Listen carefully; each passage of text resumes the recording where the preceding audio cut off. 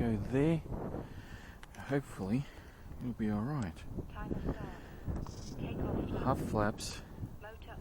It should be okay. As long as it doesn't tip, we should be all right.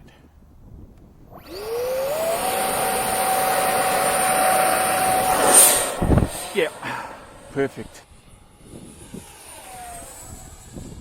This thing goes now. Holy crap, this thing goes.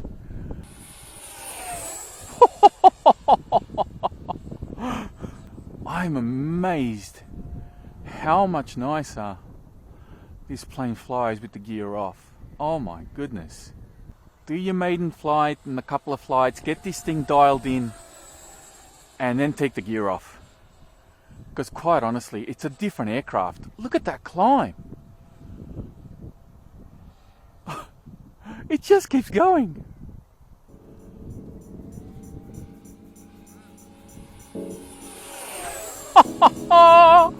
Let's go.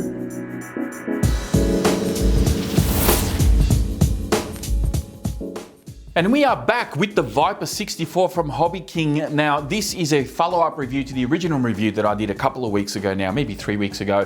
This review focuses mainly on flying it without the gear.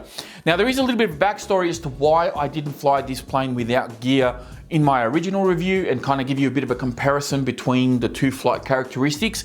But the main reason is because I didn't feel confident enough to hand launch this plane given the top speed that I was getting out of it at the time. So when I did my original review, the top speed was 137 kilometers an hour with a bit of tailwind, and of course, you know, I dived it a bit to try and get some momentum and really clock up the fastest speed that I could.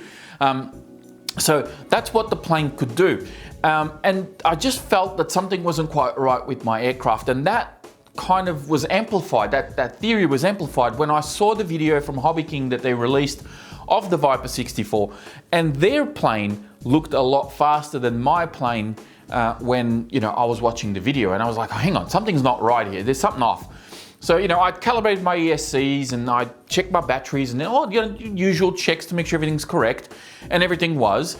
So I did an amp draw test. Now, with the stock system, these are Nanotech 2200 batteries, I got 900 watts and 39 amps. So then I thought, okay, let me just make sure that the ESC is not faulty in some way. Maybe there's could be a bug or something. Let me put a different ESC in it and run the test again. So I hooked it up to an 80 amp. It was just a spare ESC that I had here at home. That 80 amp had XT150 connectors. So I just ran a 3300 6S that I had and ran the amp draw test again, and I got 930 watts and 40 amps. And I thought, well, okay, well, there's 30 watts, you know, that could be the ESCs allowing a bit more, or the battery C ratings are different, or it's really, the plane didn't feel any different, right? If 930 watts is not gonna change anything. So I thought, okay, well, you know, it is what it is. This is what they do. Maybe the Hobbyking plane looks faster on their video because of the way the camera swings around, or the whatever, right? I'm not paying too much attention. So I threw the stock ESC back in and I hooked everything back up. I recalibrated my throttle and I had these batteries still fully charged. And I thought, you know what? I'm going to run the amp draw test one more time just to make sure that it is only 900 watts. So I plugged it back in, and this is the bit that I don't understand, because I got 1020 watts and 43 amps. And I don't know why that is. But here's the thing, the plane had those figures, but it also felt like when I was holding the plane and running the test and ramping up that motor, I could feel the extra thrust. I could feel the plane pushing back onto my hand, and I was like, well, hang on, this is a totally different beast here. The EDF is exactly the same. Like, I haven't changed, everything's stock. So if anyone has any theories as to why that may have changed, like because I don't know, I really don't know. I even contacted Hobbyking and explained all this to them, and they have no idea. So I'm at a loss. I've spoken to a few people at the club as well. They don't know.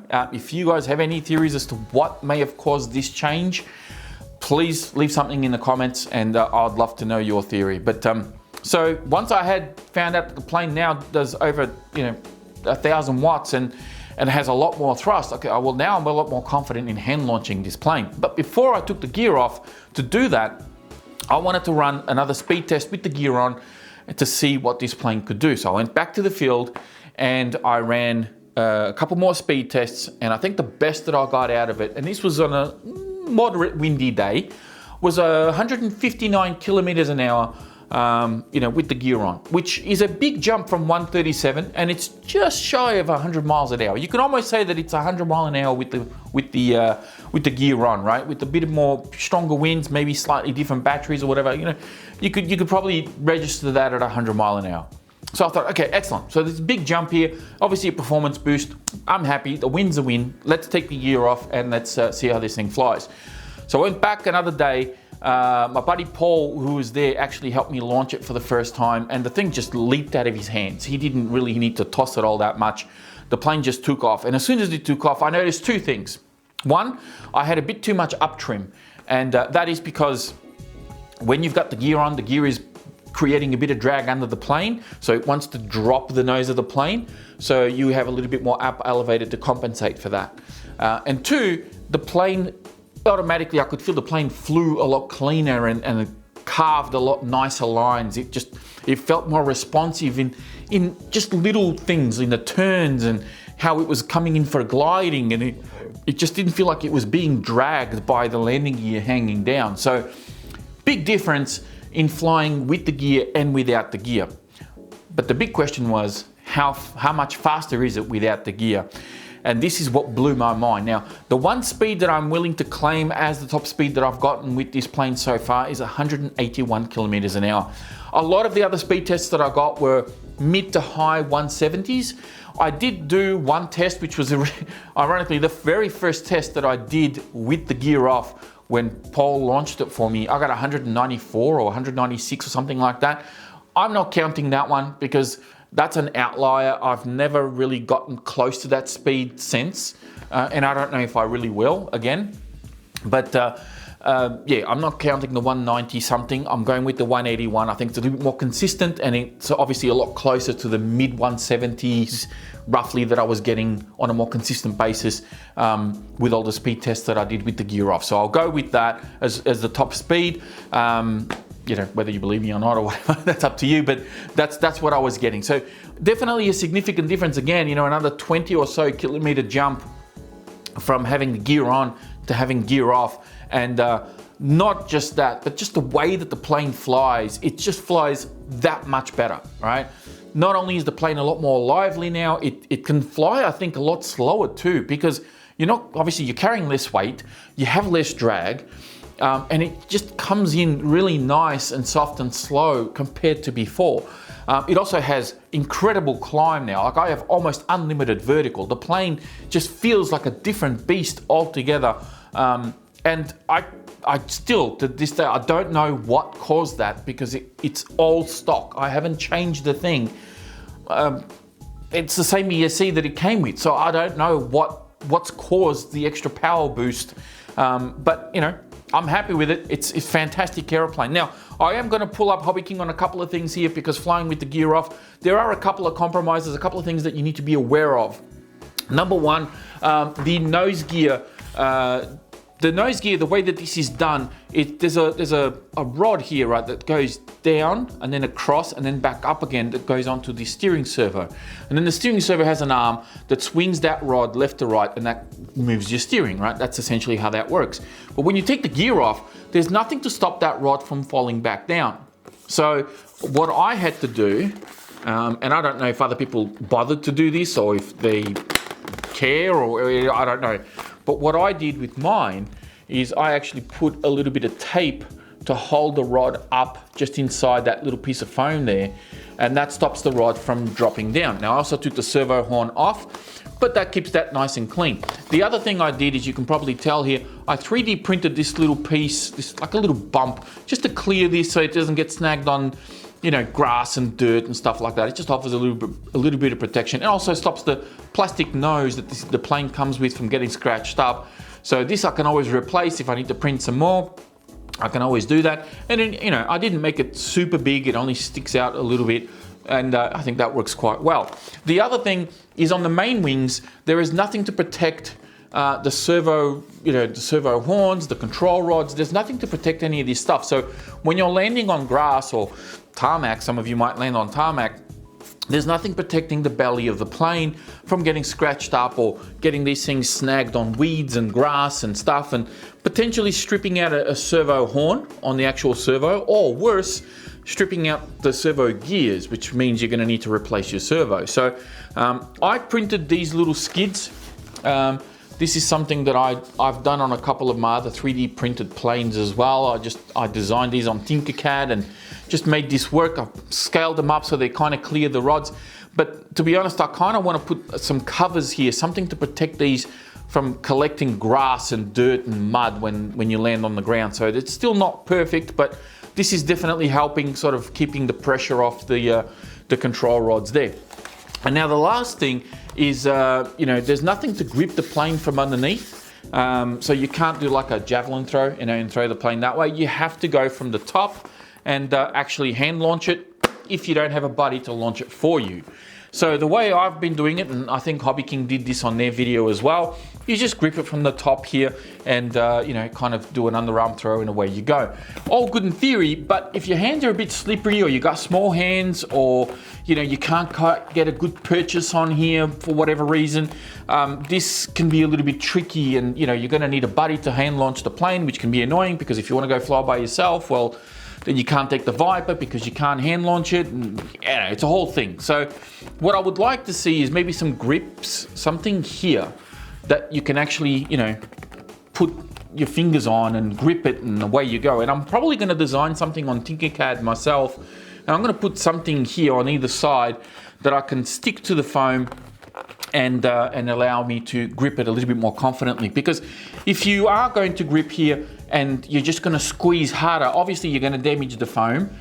Similar to what I've done to this little section here, you might see when I grip the plane, when I'm taking it out to the flight line, I always grab the plane from underneath like this, and my thumb has obviously, with the amount of times that I've gone out there, put a bit of pressure on this little section, and you can see that the foam's starting to get a little damaged. So the same thing's going to happen here as I continue to hand launch this aircraft. So it's something that I think Hobbyking need to do, either as maybe an option pack, like a hand launch option pack of something that you can buy and maybe attach it to the plane to offer a little bit of protection and be able to hand launch it, or just include it in the plane when you buy it. I mean, I don't know if they want to do either or if they're going to bother with any of this stuff, but it's just something that maybe future versions they could look into and improve the model a little bit. But other than that, man, this thing is an absolute beast now. I love the Viper 64. Not that I didn't love it before, but now it's just, I've gotten a new affection for it, and I could not recommend this plane enough for anybody that wants to dip their toes in the EDF world and get this as their first EDF, or if you want just another sport flyer that you can throw in the back of the car and you don't have to take wings off and worry about landing gears and all this sort of stuff. This is a great one to get into. So I'm going to leave you now with some flight footage. You guys get to see me doing some speed runs with this thing. Hopefully you enjoyed. If you did, be sure to hit that like button before you go. Don't forget to subscribe to the channel if you're new. And of course, check out the video description down below. I'll have links in there to where you can get one of these, and as well a link to the video that I did of the original review. That's it from me. Big thanks to Hobbyking for sending this one out for a review as always, and I'll be speaking to you all next time.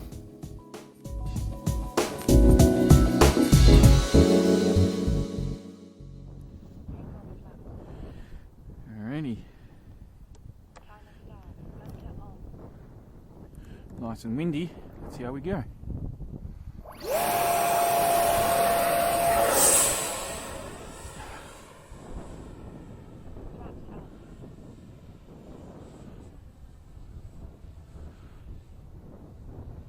Oh, look at it climb. Pretty crazy.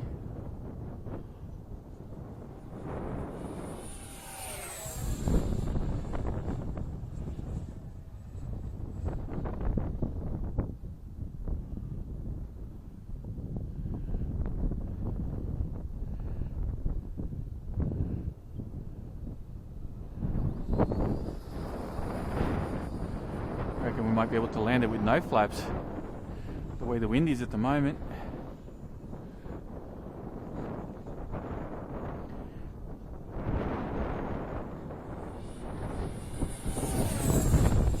Far out. going.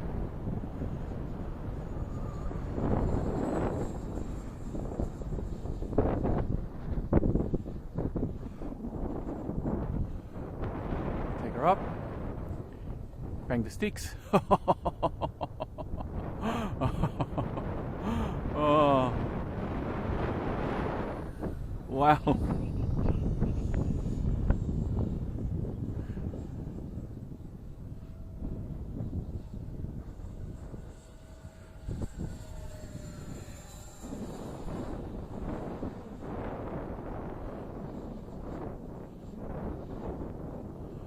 It sounds so good, man.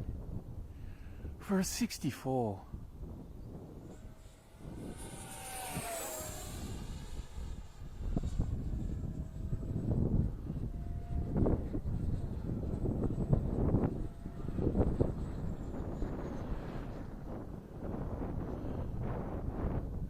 Alright, we're going to cut this one short, so we're going to go around one more time, get her way up high, gun it, and then we'll come in for a landing. So let's climb, baby, climb, climb, climb. Go, go, go. Against the wind, this thing has no problem.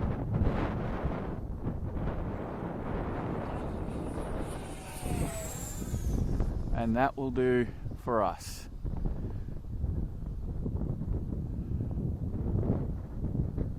Let's see, no flap landing. Let's see how we do. The wind is plenty strong.